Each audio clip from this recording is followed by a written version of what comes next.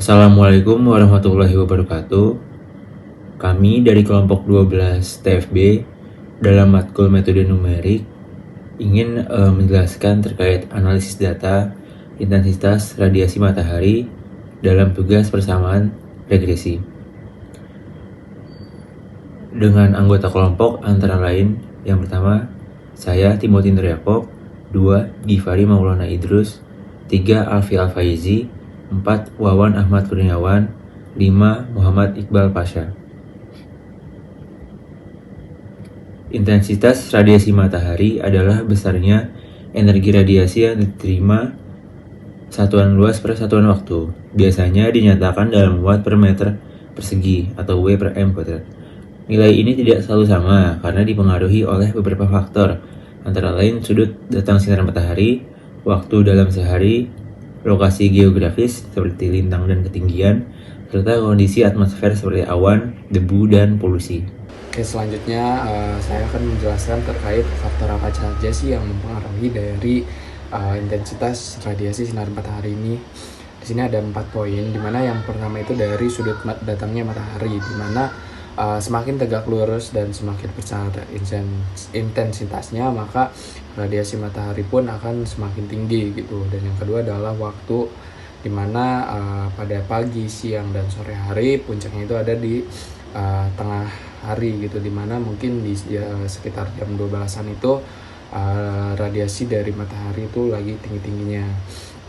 Terus yang ketiga itu adalah letak geografis, dimana ini tuh dipengaruhi oleh lintang dan ketinggian dari di tempat dimana kita berada gitu.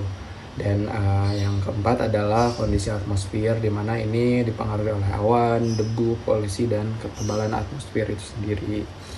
Dan yang selanjutnya adalah untuk nilai standar di luar atmosfer konstanta matahari itu adalah sekitar 1367 watt per meter kuadrat, dan untuk di permukaan bumi itu berkisar 1000 watt meter kuadrat pada siang hari terik dan menurun drastis saat berawan atau mendekati senja dan malam hari gitu. Dan selanjutnya itu pentingnya intensitas radiasi, di mana ini tuh bakal menentukan dari potensi energi surya untuk panel fotovoltaik atau PLTS, terus mempengaruhi iklim cuaca dan suhu bumi yang ada di sekitar kita. Terus dan yang ketiga dalam menjadi dasar perhitungan dalam bidang energi terbarukan, pertanian, dan juga lingkungan. Saya akan menjelaskan tentang peta indeks ultraviolet pada Indonesia. Dari sini kita bisa lihat indeks sinar matahari itu memiliki beberapa skala. Untuk warnanya ada warna hijau, warna kuning, oranye, dan juga merah ungu yang paling ekstrim. Nah, dari sini dari data ini kita bisa ngebaca bahwa ini yang warna hijau itu kategori yang rendah, kuning yang itu yang sedang, oranye itu sudah mulai tinggi, merah sangat tinggi, dan ungu sudah ekstrim. Ini sangat berbahaya.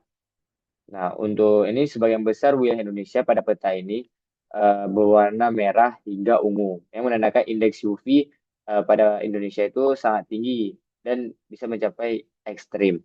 Nah, wilayah dengan warna ungu mengalami sinar UV yang paling intens umumnya terjadi di kawasan Indonesia Timur, seperti daerah Papua, Sulawesi, dan juga Maluku. Beberapa daerah di Sumatera Tengah juga Sumatera Tengah Kalimantan itu menunjukkan intensitas yang tinggi dikarenakan lewatnya garis khatulistiwa pada daerah tersebut. Daerah yang warna kuning dan hijau ini relatif sangat rendah dan umumnya dari daerah yang tertutup dengan awan tebal. Dampak pada aplikasi kesehatan yang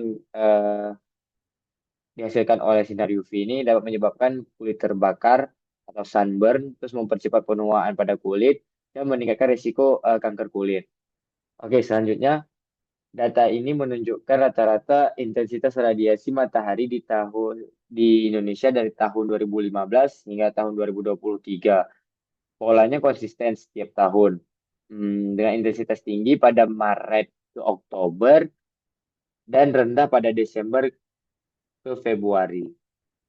Nah, eh, di sini ada puncak data tertinggi dari keseluruhan dengan pada tahun 2015 Oktober dengan rata-rata intensitas radiasi matahari sekitar 100. Ini menandakan paparan sinar matahari yang kuat di musim kemarau. Secara keseluruhan Indonesia juga memiliki radiasi yang matahari yang tinggi sepanjang tahun, menunjukkan potensi besar untuk energi surya dan pentingnya perlindungan dan kita tidak lupa untuk pentingnya perlindungan terhadap kulit karena dari paparan sinar UV dengan bisa menggunakan sunscreen, sunblock untuk mencegah dari kanker kulit dan lain-lain. Terima kasih. Pertama, mari kita lihat visualisasi umum dalam bentuk grafik. Grafik ini menampilkan rata-rata radiasi sinar matahari per bulan menggunakan model polinomial.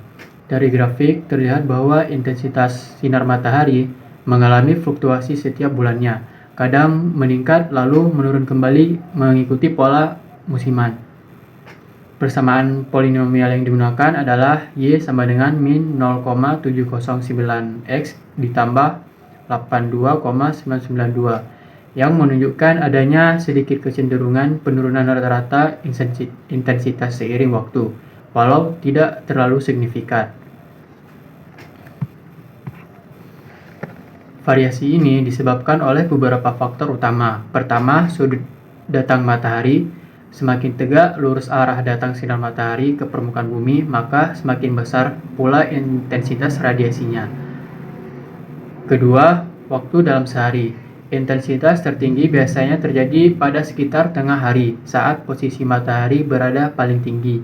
Selain itu, lokasi geografis seperti lintang dan ketinggian tempat juga berpengaruh terhadap seberapa besar radiasi yang diterima suatu wilayah. Dan terakhir, kondisi atmosfer, misalnya keberadaan awan, debu, tingkat polusi, serta ketebalan lapisan udara. Semuanya dapat menghambat atau mengurangi intensitas radiasi matahari yang sampai ke permukaan bumi.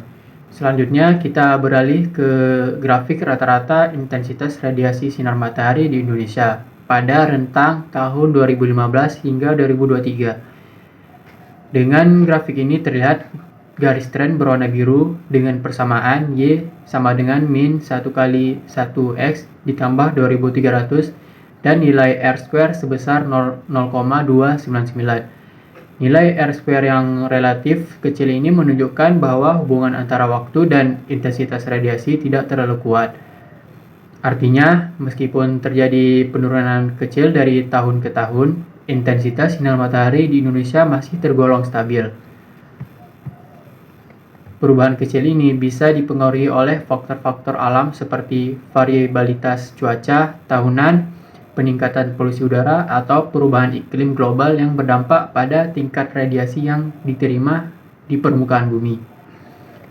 Secara keseluruhan, grafik ini menggambarkan bahwa potensi energi surya di Indonesia tetap tinggi dan konsisten, sehingga sangat mendukung pengembangan teknologi berbasis energi terbarukan seperti panel surya.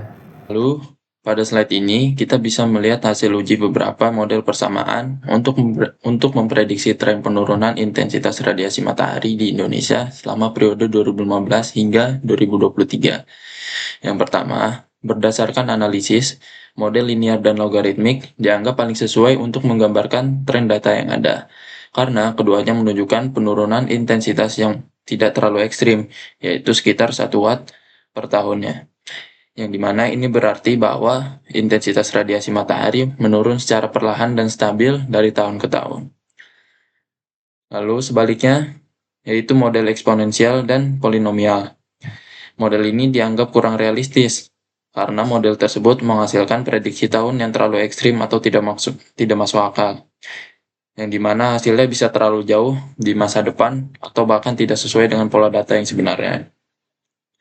Jadi, kesimpulannya dari slide ini, bahwa beberapa model persamaan ini, yaitu model linear dan logaritmik, adalah yang paling sesuai untuk digunakan dalam memprediksi tren penurunan intensitas radiasi matahari di Indonesia. Lalu slide selanjutnya, Andrea Hirata berkata, siapa yang memusuhi metode numerik akan dimusuhi pula oleh metode numerik.